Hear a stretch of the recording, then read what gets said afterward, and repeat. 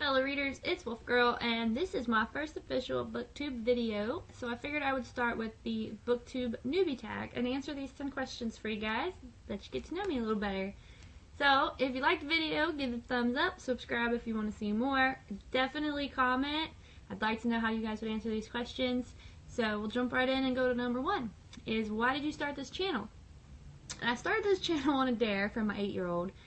And, but I figured, okay, I started thinking about it, like, what do I want to do with it? Well, I love to read, and I kind of fell into Booktube, so I'm hoping to, you know, get out there, meet some people with like minds, and talk about some books. So, number 2, what are some fun and unique things you could bring to Booktube? I would definitely like to discuss maybe some up-and-coming authors, some that aren't going to hit the best-selling list, or that are hiding away, because I think there's a lot of good books out there you guys would love and just haven't found them yet.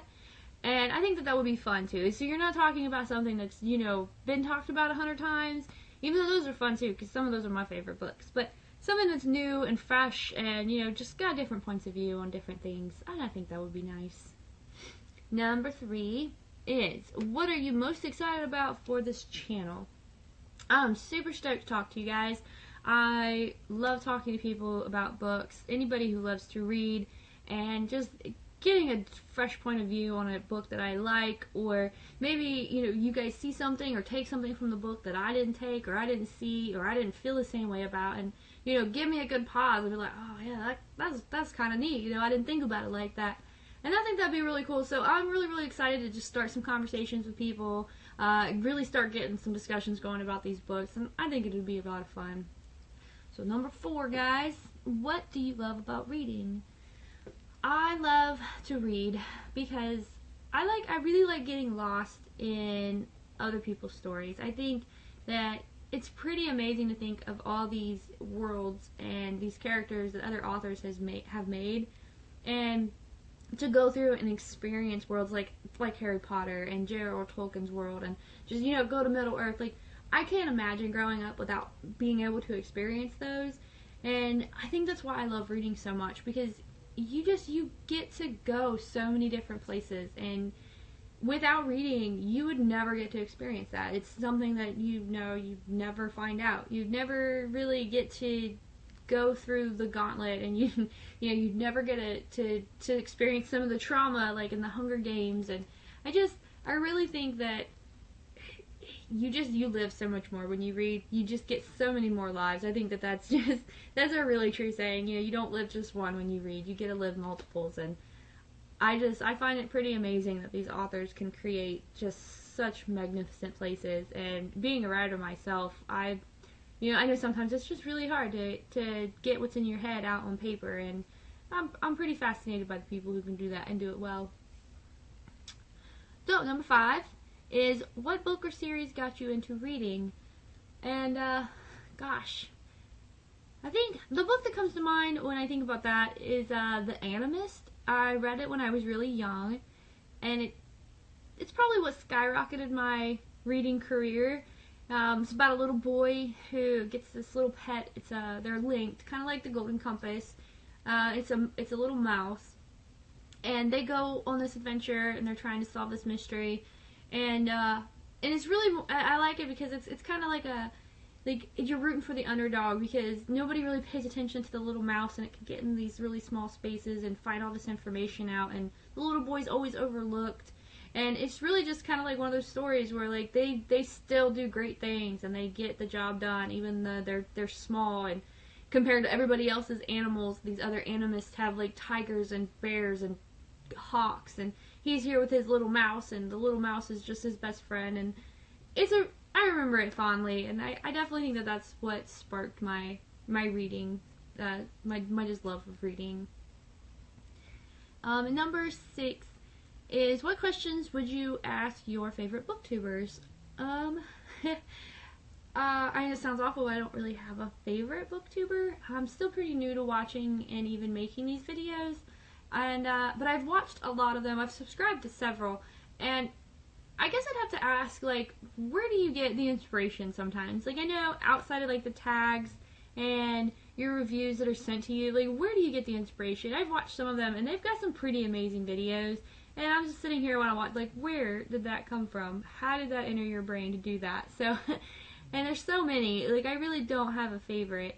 But that's probably my general question for any of them. Like, where do you get those ideas from? And how do you come up with it? Where do you find the inspiration to make that video? That's probably the best that I could ask, because I'm still pretty new at this. Alright, number 7 is, what challenges do you think starting a booktube channel will be the hardest to overcome? For me personally, I definitely think the waiting part. I'm really excited to get to talk to everybody, bring book reviews, and just bring discussions to the table about my favorite books, and even the books that I don't like. And I know a lot of people, when they start off, they don't get very many views, you hardly get any comments, and I think that waiting process to see if you're doing an okay job enough, if you're interesting to enough people, I think that's going to be the hardest part, is just waiting on something to happen, and not so much take off. Like, I'm not trying to go viral or anything, but you know, a couple hundred to a couple thousand viewers, you know, I think that you're reaching a lot of people. I think waiting on that to happen is going to be the hardest part for me personally. I don't know how many people have that going on, but I definitely think that's going to be the big one. And number 8 is, when did you start reading? And I started reading when I was really young. I've been reading for as long as I can remember, but I think I started seriously reading when I was in high school. I started my first book in high school, and so I definitely just took reading to a whole new level. I was reading all the time, and I started reading different things and reading outside of your requirements, that kind of thing. So middle school, high school was probably when I really started reading, like, really avidly. Number 9 is, where do you read?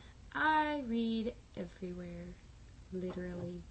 When I'm in the bath, when I'm cooking, I'm waiting on my daughter. My daughter's in ballet. I mean, literally, any place that I can get away with reading, I'm reading. Except for in the vehicle. I get motion sickness, so I can't read in a vehicle or even an airplane. Like, it kind of sucks, because it makes, like, if I'm the passenger, it makes for a really, really long ride, but I can't do it, so it kind of sucks. But, you know, it is what it is.